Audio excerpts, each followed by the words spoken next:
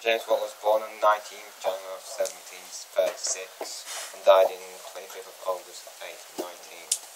He was a Scottish engineer and inventor of steam engine as practiced parcels.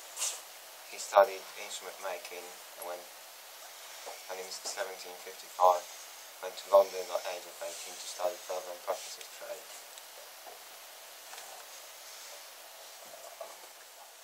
His life. He was able, with his new found invention with the steam engine, to really push forward the Industrial Revolution. He was a really prominent figure in the Industrial Revolution and enabled it to happen.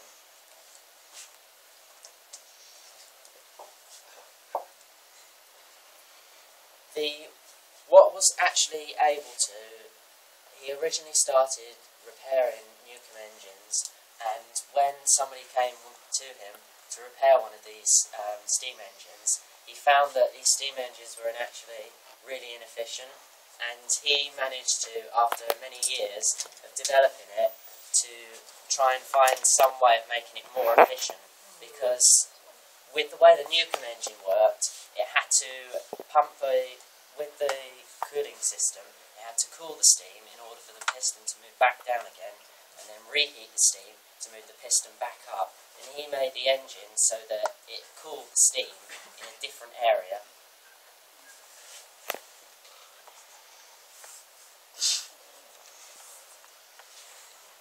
And the reason this was so revolutionary is because it improved its efficiency.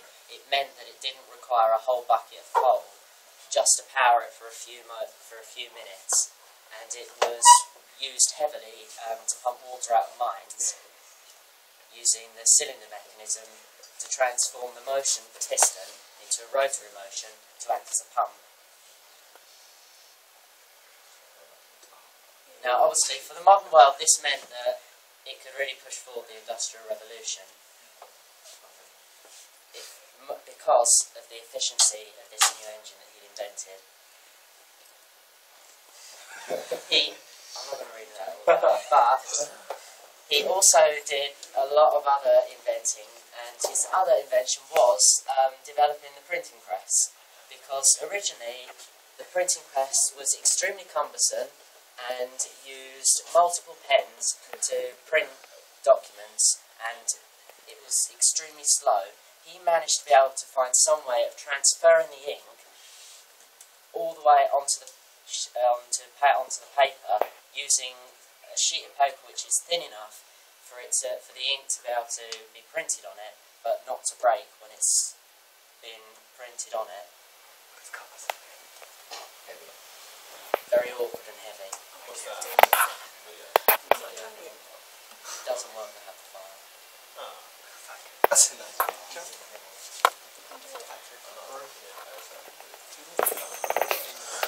Oh.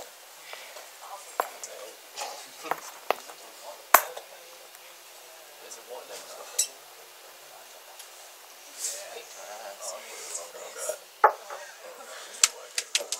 This elegant launch can go upstream or downstream, irrespective of the wind.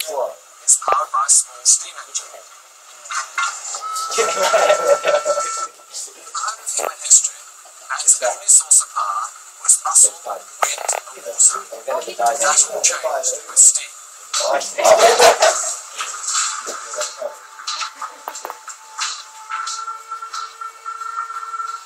man who discovered how to power the world was not a rich Etonian gentleman like Joseph Banks, but the son of a Scottish craftsman. His name was James Watt. His steam engine was to drive the Industrial Revolution.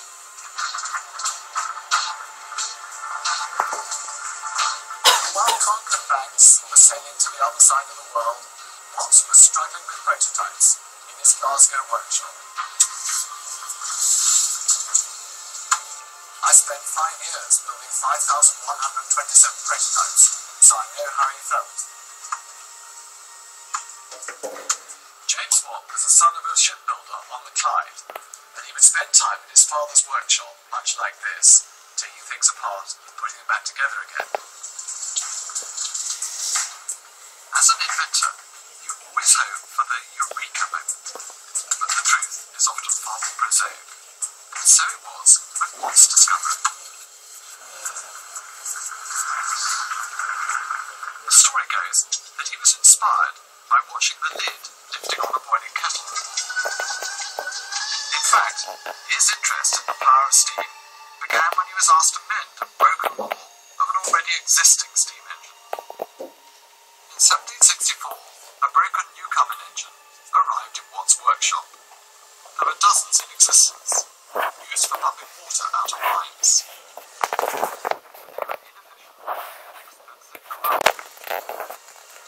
This waste of energy began to obsess Watt.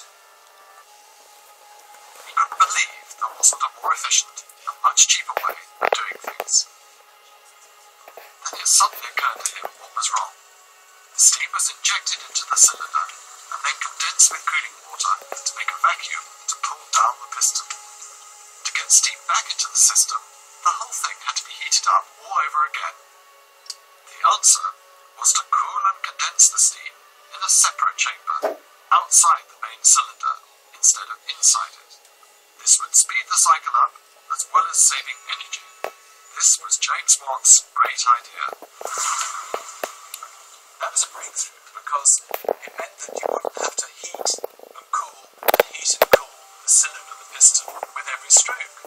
That would be a wonderful saving of energy, allowing the engine to be 3 times more efficient than the Newcomen engine.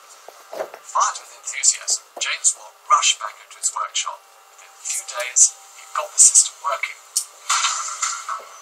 But although it was a moment of genius, it would be 10 years before he had a full-size working steam engine again. It's nearly over now, just leave it. The future had arrived. Watt's monsters throbbed day and night. And there seemed no limit to the power they gave to man.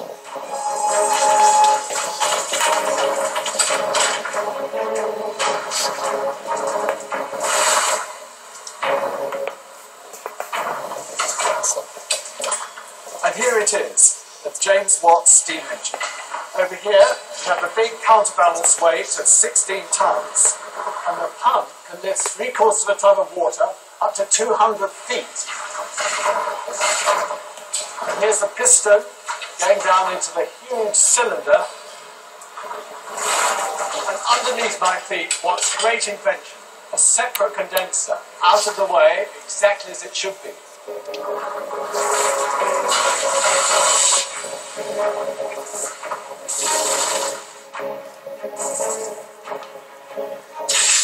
James Watt's invention changed the world. He gave almost unlimited power for mines, for factories, for transport, and even the power to make electricity. He made the future and our present.